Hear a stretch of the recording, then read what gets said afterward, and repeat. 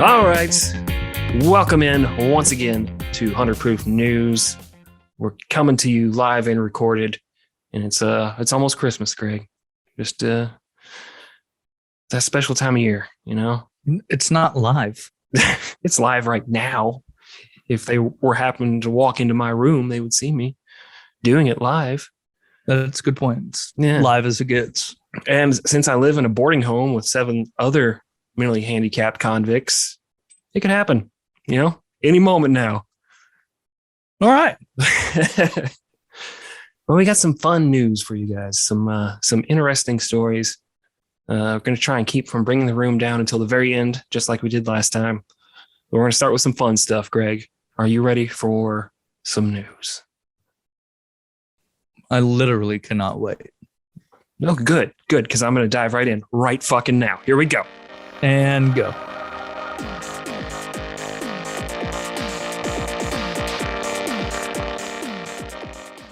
Well, our first story comes from the great state of Texas, where, let me read you the headline and see how insane it makes you. Monkey belonging to Texas special teams coach, stripper girlfriend, bites child on Halloween.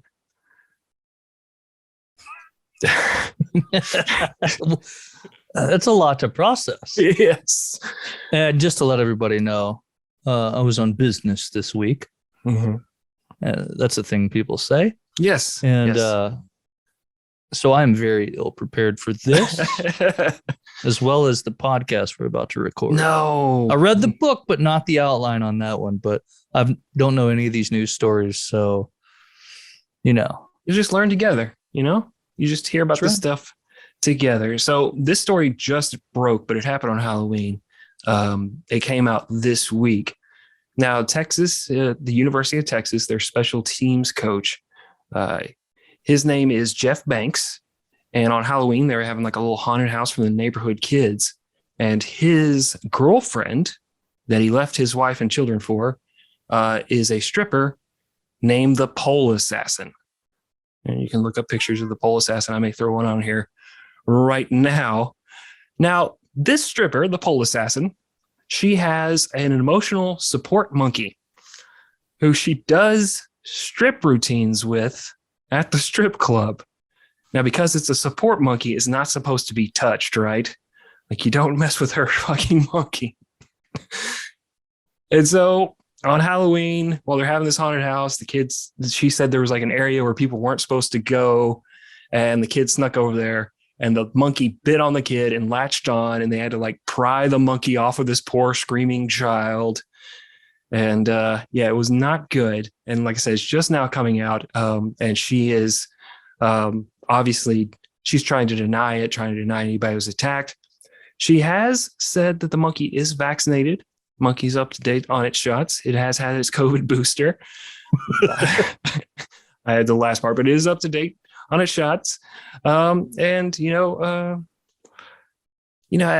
this is not the first time we've heard from the Pole Assassin. I don't know if you are familiar with every episode of Jerry Springer, but in 2007, she was on Jerry Springer, where she also swung from a pole doing her pole dance routine, but she didn't have her emotional support monkey yet. So it was a trying time for her, just. How's the Pole's family doing? I don't know. There's a little small pole during the procession that salutes the dead, the baby, the father pole. Yeah, because he got assassinated. Yeah, I want to know who put the pole assassin up to it. Was it the CIA or KGB? Obviously, pole assassin. She couldn't have been working alone. That'd be somebody. And you did mention that. Thankfully, the monkey was vaccinated. Mm-hmm. But did not have its COVID-19 booster. Because if it did, it would have had the microchip that controls it. Oh, that's it doesn't true. allow it to lash out and misbehave. So obviously, it wasn't fully vaxxed. I just received a message in my brain that says, "You're lying. You're making that stuff up, and Bill Gates would never do that to us." So, okay. Yeah. And now it's telling me to buy the new Microsoft Surface laptop. It's 3-in-1. It's very handy. Can't replace the battery. Don't do it. Oh, what were her parents thinking naming her the pole assassin? It's like she was destined to be a stripper. Idiots. You know, she's a product of her environment for sure. Yeah. All right. Like if I had a kid and I just named it Manchurian Candidate, you know? Yeah. Like obviously it would be under control. Mainly because of the booster shot. The COVID-19 yeah, booster shot he would have. But yeah. Also because of the name. That's why I named my kid Millionaire Who Takes Care of Her Parents. And Drunk Uncle. Yes. Hey, what's up? All right. Well, let's move on to our second story today. I have sad news, Greg. And this just happened a few days ago. Max Lynn has died. Should give you a moment to process, because that's heavy news because everybody knows. A moment to wonder who we're talking about. All right, got it. Pulled it up here. All right. Well, Max Lynn was a senatorial candidate from Maine, and he was a very colorful figure. Let's go back to the first. I don't think we're allowed to say that anymore. Oh, he's white. I can still say it. Oh, okay. I thought you were like my grandma. Okay. No, that color something else. There's different suffix to that word, I guess. Anyway, this guy in 2020 he ran for Senate in Maine. He did not do super great. He was running as a Republican. He pulled in 1.6% of the vote and was dominated by the eventual winner, Suzanne Collins. And yes, I mean dominated, Greg. Every sense of the word. Like, isn't it Susan Collins? Suzanne, who cares? It's the same. Susanne. Swazon. I mean, yeah. Who's to say? Whatever. She's screwed this country over, so who gives a shit anymore? I'll call her whatever I want. So this dude traveled to Wuhan in 2019, came back. He was feeling very ill. He was not given a COVID test because if you guys don't remember when COVID first appeared in the States, they would not give you a test for it unless you were hospitalized. Like if you felt like you had it, they just said stay home or whatever, quarantine. They weren't giving tests out because they didn't have them. It took a couple months to get the testing up to full speed. So he's never. You mean the disease?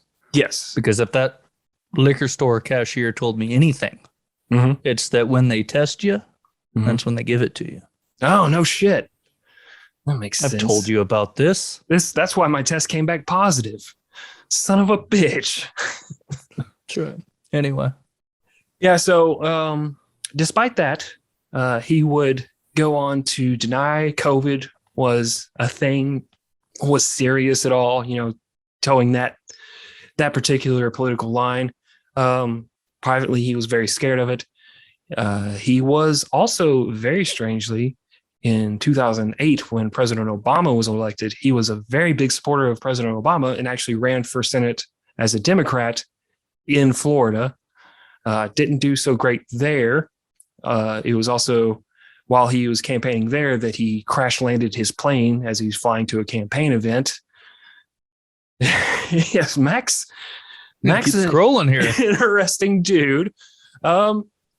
So yes, because it gets even crazier. While Max was running for Senate in 2020, he directed one of his campaign staff members to take some campaign money and invest it in cryptocurrency, which the staff member did. Then the money dipped a little, market dipped. So he actually lost a little money, but he demanded that the staff member return all of the money so he could buy hydroxychloroquine, however you say that. Can you say that for me? Because I can't say that word. Hydroxychloroquine. Yeah. He demanded that they buy that so he could treat the COVID that he didn't believe in. The staffer said, I can't do that. We've already kind of lost some of that money. At which point Max pulled a gun on the staffer And criminal and civil proceedings were still ongoing this weekend when Max was found dead in a hot tub in his main home. So I'm going to say life well lived by old Max. Yeah, he had a hot tub in the home. He was doing something right. I also forgot to mention he was present on January 6th outside the Capitol. We don't know if he made it inside, but saw a photo that looked like that in this article. Yeah, but yep, he did die, and I'll tell you what, Greg, he had COVID once, so now they're just gonna mark it down as a COVID death. Tell you what. Oh, all right. Yep. Moving on. Yes. Moving on. Greg, I think you've mentioned this show to me before. I am not a fan. I've never watched this show. And you may have just mentioned it as a joke about how you need to go watch all the DVR'd episodes of 90 Day Fiancé that you have. My wife has learned to stop watching them around me because I talk through them. I'm just like, it's fucking bullshit. It's fake as fuck. I just ruin it for her. So she never just watches them when I'm at work. Never seen an episode. I've seen, like memes made out of it, like the guy who looks like a giant thumb, who's apparently like a big part of that show. Oh, Ed. Yeah, I don't know. Big Ed. I don't know like how he's tied into it. I don't know the premise. What is the premise of 90 Day Fiancé? Like, you have 90 days to marry somebody? There's somebody from typically the United States, meet somebody out of country online. Mm-hmm. They go to meet them, and they have a certain amount of time to decide whether or not they want to marry them, which, a lot of these people then get the old travel visa, the green card, have you. A lot of them are probably searching for partners from the United States for, personal self-indulging reasons. Is Big Ed one of the guys looking for love? He was. And I don't think they ever married, but his lady was from Thailand. I think. Okay. So I think Thailand. Well, one of the ladies from that show who was on this show, a lady named Stephanie Matto. Don't know how you pronounce it. She, since being on that show, has found a new line of work, new way to raise money on the internet, and that is selling her farts in a jar. Living the dream. Ladies have it so fucking easy. Just so easy. No, Japanese ladies can sell their used underwear in vending machines. Yeah. U.S. ladies can do that. The cam girl ladies can sell used underwear. Yeah, I could do that. Goodwill won't even take my used underwear. Like, you can go get a pedicure, write it off as an investment, like a business investment, and then, sell just pictures of your feet. Like, you could be like not a very attractive person, just sell pictures of your feet on the internet, and you'll make a killing. It's just not fair. It's not fair. No one wants my feet pictures. I do. Oh, sweet. Yes. Not paying shit for them. Oh, damn it. Can I at least have my half of the Patreon money for it? No. Damn it. It's all mine. Well, Stephanie, she has been chronicling her selling of farts on TikTok. Her first day of doing that got 6.6 million views. Again, what the hell are we doing with our lives right now? I'm gonna have an existential crisis after this. We need to blow it all up. Yep, just start over. There's people that listen to us talking about a lady that sells her farts.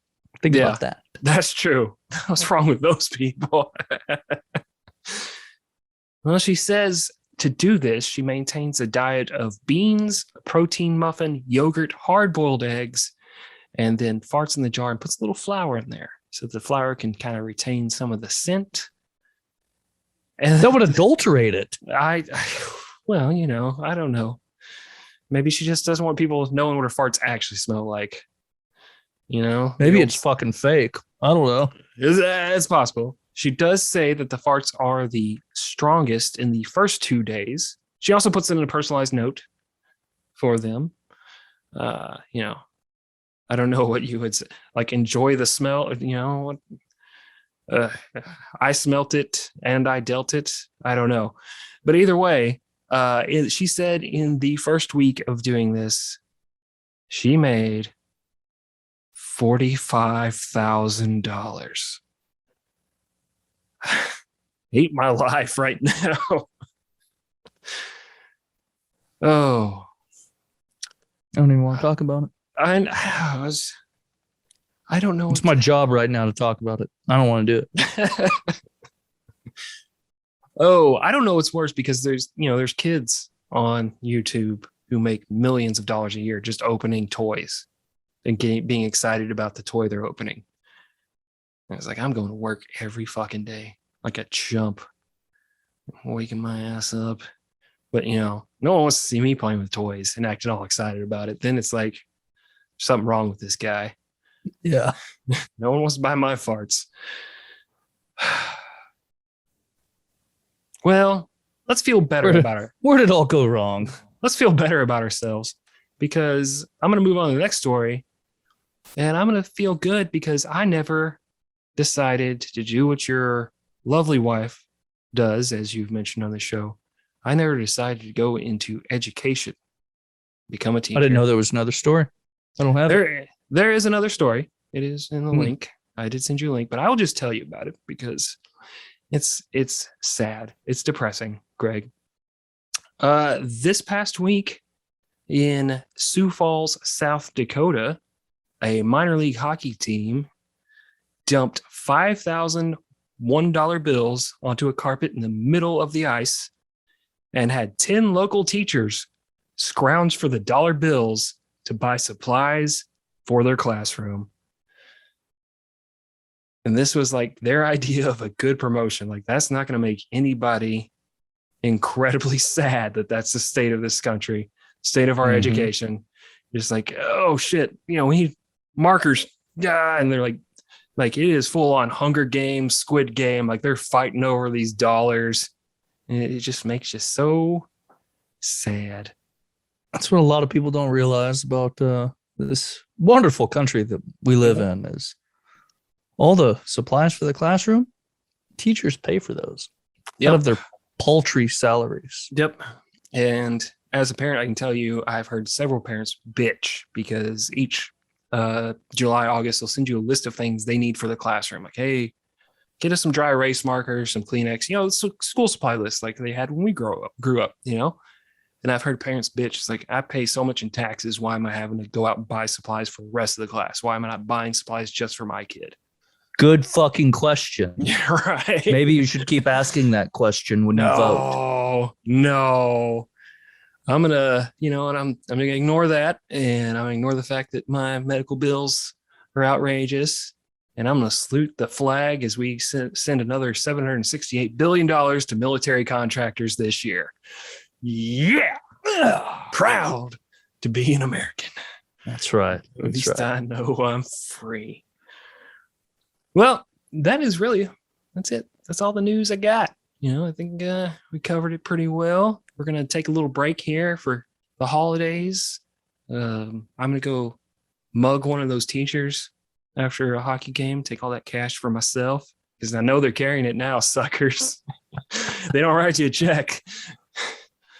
But we'll be back after the holidays with new episodes of this and new episodes of our podcast, 100 Proof History, which we are about to record the episode that is coming out right before Christmas, focusing on the historical tale of Jesus of Nazareth. I almost said Jesus Christ, but that would not be historically accurate. And you will find out why if you listen to 100 Proof History, the podcast. That's how you hook them, Greg. That's how you get them. Edited because I didn't know what the fuck I was saying at first. As they say, we go rob those teachers. Mm-hmm. Those that can do, and those that can't get robbed. They teach by those who really fucking can't. All right. Yeah. We will see you next time, or we will see you on another time.